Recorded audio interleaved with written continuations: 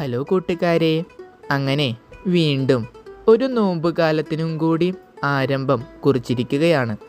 കഴിഞ്ഞ ഡിസംബർ മാസം 25 ദിവസം ഒരുങ്ങി കാത്തിരുന്ന് ഉണ്ണീശോയുടെ ജനനം നമ്മളെല്ലാവരും ആഘോഷിച്ചു. ഈ നോമ്പുകാലത്ത് ഈശോയുടെ ഉത്ഥാനത്തിന് നമുക്കെല്ലാവർക്കും ഒരുങ്ങി കാത്തിരിക്കാം. നിങ്ങൾ റെഡിയല്ലേ? ഞാൻ റെഡി. അപ്പോൾ നമുക്ക് തുടങ്ങിയാലോ?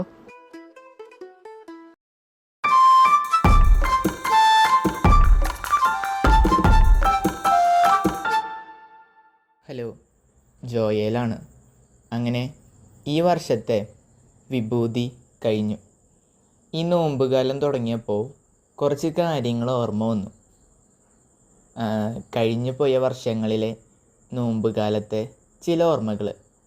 അപ്പോൾ ഇന്ന് അതിനെക്കുറിച്ച് നിങ്ങളോട് പറയാം എന്ന് വിചാരിച്ചു. തുടങ്ങിയാലോ? ഈ നോമ്പുകാലം ആരംഭിച്ചു കഴിഞ്ഞാൽ ഞാൻ അമ്മോട് പറയും, അമ്മേ, കൃത്യസമയത്ത് എന്നെ വിളിച്ചോളൂ കേട്ടോ, എനിക്ക് വിശുദ്ധ കുർബാനയ്ക്ക് പോകണം.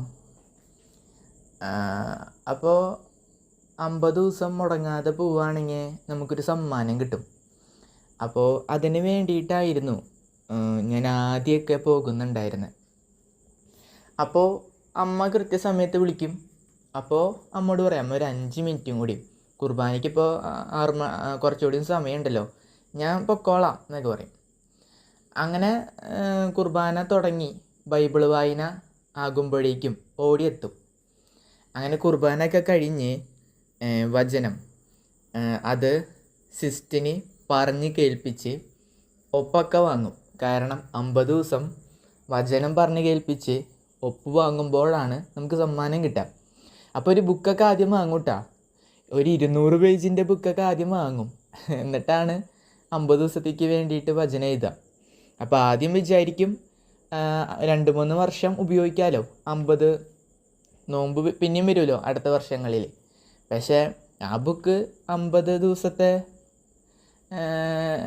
വിശുദ്ധ കുർബാനയുടെ പോക്ക് കഴിയുന്നതോട് കൂടിയിട്ട് തന്നെ ആ ബുക്ക് പിന്നെ കാണാതെ ആയിട്ടുണ്ടാവും. അത് വേറെ കാര്യം. അപ്പോൾ അങ്ങനെ ഒരു സമ്മാനത്തിന് വേണ്ടിയായിരുന്നു ഒരു കാലഘട്ടത്തിൽ ഞാൻ മെയിനായിട്ടും പോകുന്നുണ്ടായിരുന്നത് ഈ നോമ്പുകാലത്ത് വിശുദ്ധ കുർബാനയ്ക്ക്. പിന്നെ ഇതിന്നൊക്കെ മാറി, സമ്മാനത്തിൽ നിന്ന് മാറി ഇത് ജീസസ് യൂത്തിലേക്ക് വന്നതിന് ശേഷമാണ് കേട്ടോ. എൻ്റെ ജീവിതത്തെ മാറ്റിമറിച്ച ഒരു 2 വർഷങ്ങളായിരുന്നു ജീസസ് യൂത്തിലേക്ക് കടന്നു വന്നിട്ടുള്ള 2 വർഷങ്ങൾ. ഞാൻ 10ാം ക്ലാസ്സിൽ പഠിക്കുമ്പോഴാണ് ജീസസ് യൂത്തിലേക്ക് കടന്നു വരുന്നത് കേട്ടോ. അതായത് കാറ്റീസം 10ാം ക്ലാസ് പഠിക്കുമ്പോഴാണ് ഞാൻ ജീസസ് യൂത്തിലേക്ക് വരുന്നത്. കാറ്റീസം മാഷ് തന്നെയാണ് എന്നെ ജീസസ് യൂത്തിലേക്ക് കൊണ്ടുവന്നത്. മാഷിൻ്റെ പേര് ഞാൻ തൽക്കാലം ഞാൻ പറയുന്നില്ല, അതൊരു രഹസ്യമായിട്ടിരിക്കട്ടെ. ചിലപ്പോൾ ഇത് മാഷ് കേൾക്കുന്നുണ്ടാവും. അപ്പോൾ അവിടെ മെയിനായിട്ടും ഞാനൊരു ഞായറാഴ്ചയിൽ നമ്മുടെ ഇടവക പള്ളിയിൽ ഉള്ളൊരു ഗ്രൂപ്പിലാണ് ഞാൻ പോയത്. അപ്പോൾ ഒരു ജപമാല ചൊല്ലി 2-3 പാട്ടുകളൊക്കെ പാടി നമ്മുടെ പ്രാർത്ഥന നിയോഗങ്ങളൊക്കെ പറഞ്ഞ് ഈശോയോട് നന്ദിയൊക്കെ പറഞ്ഞു. ഇതൊന്നും എന്നെ സ്ട്രൈക്ക് ചെയ്തില്ല കേട്ടോ. ഇതൊക്കെ നമ്മളിപ്പോൾ കുടുംബ പ്രാർത്ഥന വീട്ടിലെത്തിക്കുന്നുണ്ട്. അതുപോലെ ഈശോയോട് നമ്മൾ നമ്മുടെ ആഗ്രഹങ്ങളും നിയോഗങ്ങളൊക്കെ പറയാറുണ്ട്, വല്ലപ്പോഴൊക്കെ നന്ദിയും പറയാറുണ്ട്. അപ്പോൾ അതൊന്നും എന്നെ സ്ട്രൈക്ക് ചെയ്തില്ല. അത് കഴിഞ്ഞിട്ട് അവസാനം ആ ഒരു ഗ്രൂപ്പ് അവസാനിക്കുന്ന സമയത്ത് ബൈബിൾ എടുത്തിട്ട് വായിച്ചു. അതായത് ഈശോ എന്ത് പറയണു അത് കേൾക്കാൻ വേണ്ടിയിട്ട് ബൈബിൾ എടുത്ത് വായിച്ചു. അപ്പോൾ നമ്മൾ അവിടെ പറഞ്ഞ, ഈശോയോട് ചോദിച്ച നിയോഗങ്ങൾക്കുള്ള, അല്ലെങ്കിൽ നമ്മൾ ഈശോയോട് പറഞ്ഞ അതിനുള്ള റിപ്ലൈ പോലെ ആ വചനങ്ങൾ നമുക്ക് അതുപോലത്തെ അതിനോട് ചേർച്ചയുള്ള വചനങ്ങളായിരുന്നു അത്. അതെന്നെ സ്ട്രൈക്ക് ചെയ്തു. അപ്പോൾ ഈശോ സംസാരിക്കും.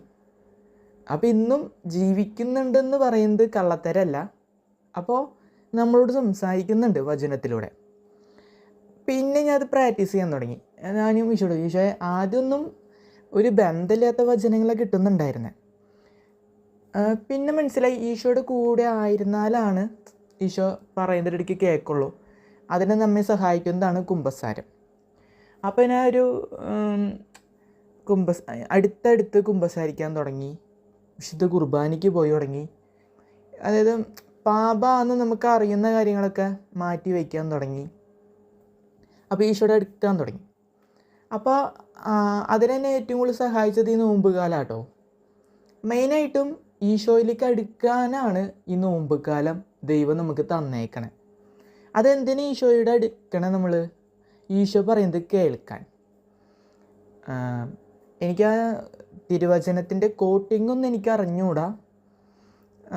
അതായത് തിരുവചനം ഇങ്ങനെ പറയുന്നുണ്ടല്ലോ, നമ്മൾ ഒരു മുന്നോട്ട് പോകുമ്പോൾ വലത്തോട്ടോ ഇടത്തോട്ടോ പോകേണ്ടത് എന്ന് നമ്മുടെ ചെവിയിൽ ദൈവം പറയുന്നു.